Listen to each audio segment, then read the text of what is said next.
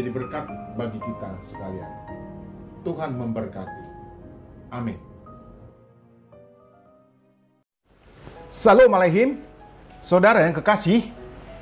Renungan singkat kali ini saya beri judul kewajiban untuk melayani sebagai pengajar adalah ungkapan syukur. Saya ulangi, kewajiban untuk melayani sebagai pengajar adalah ungkapan syukur. Teksnya dari kitab Matius, pasalnya yang keempat, ayatnya yang kedua, dari ILT 3. Di bawah perikop perintah Paulus kepada Timotius.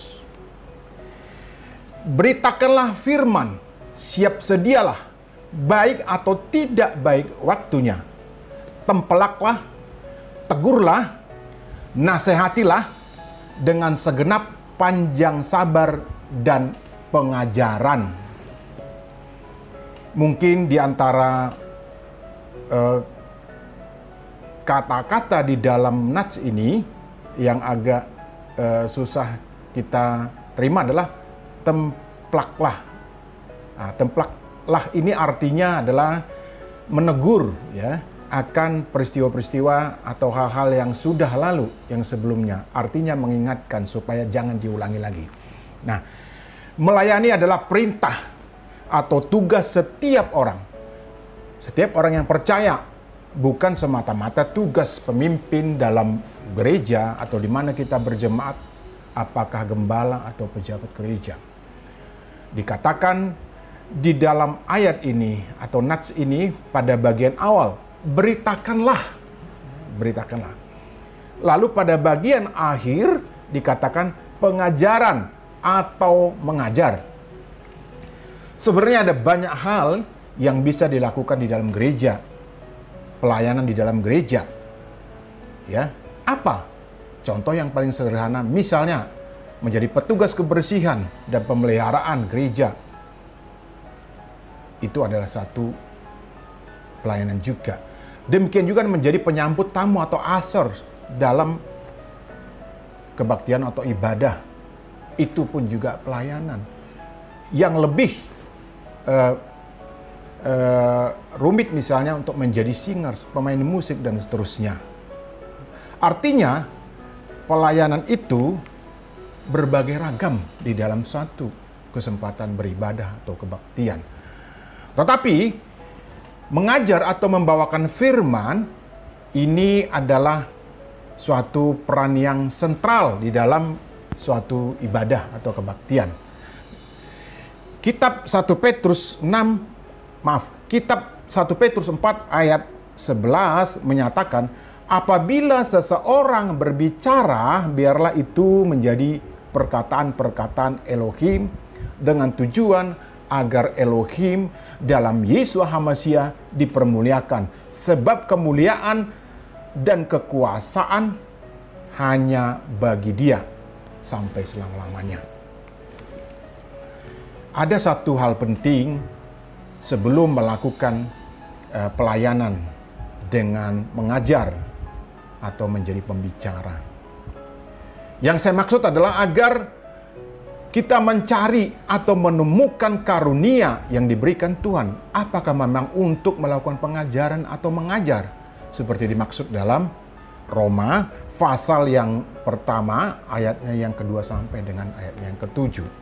Jadi memang dikatakan itu sebagai karunia. Pertanyaannya, bagaimana kita tahu bahwa karunia mengajar itu ada pada kita? Jawabannya tentu dengan cara berdoa, memohon bimbingan dan tuntunan Bapa Yahweh Besem Yesus HaMasiah. Yang kedua, melakukan konfirmasi atau menanyakan kepada orang yang pernah mendengarkan manakala kita berbicara. Ya. Mengkonfirmasi kepada orang lain. Tetapi yang terpenting adalah mengkonfirmasi kepada keluarga terdekat. Apakah suami, istri, atau anak-anak. Ya. Bagaimana ketika kita berbicara itu? Lalu mereka akan menjawab, ya. Kita berharap menjawab dengan jujur supaya kita dapat memperbaiki kesempatan pada kesempatan untuk mengajar di kemudian hari. Lalu kemudian akan muncul juga pertanyaan, apakah sebagai pembicara atau pengajar harus dapat memuaskan keinginan dari semua pendengar atau semua jemaat? Seharusnya tidak. Efesus pasal 4 ayatnya yang ke-7 mengatakan, namun kepada setiap masing-masing dari kita telah diberikan anugerah sesuai dengan takaran pemberian hamasia. Jadi masing-masing orang diberikan kemampuan, tentu berbeda-beda, untuk menjadi pembicara di hadapan banyak orang atau di hadapan jemaat. Firman Tuhan jelas menyatakan bahwa setiap orang atau setiap pembicara ataupun pengajar punya takaran yang diberikan oleh Tuhan Yesus HaMasiah sesuai kehendaknya. Jadi kehendak Tuhan yang menentukan, bukan kehendak kita, bukan kehendak orang lain. Ada pengajar atau pembicara di mana ketika dia berbicara, orang atau pendengar gamblang untuk menerima pesan atau maksud yang disampaikan. Tetapi ada juga yang agak kesulitan untuk menerima pesan atau apa yang hendak disampaikan oleh pembicara. Barangkali juga ini menyangkut misalnya masalah dialek, masalah logatnya. Nah, seperti saya memang tidak seperti kebanyakan logat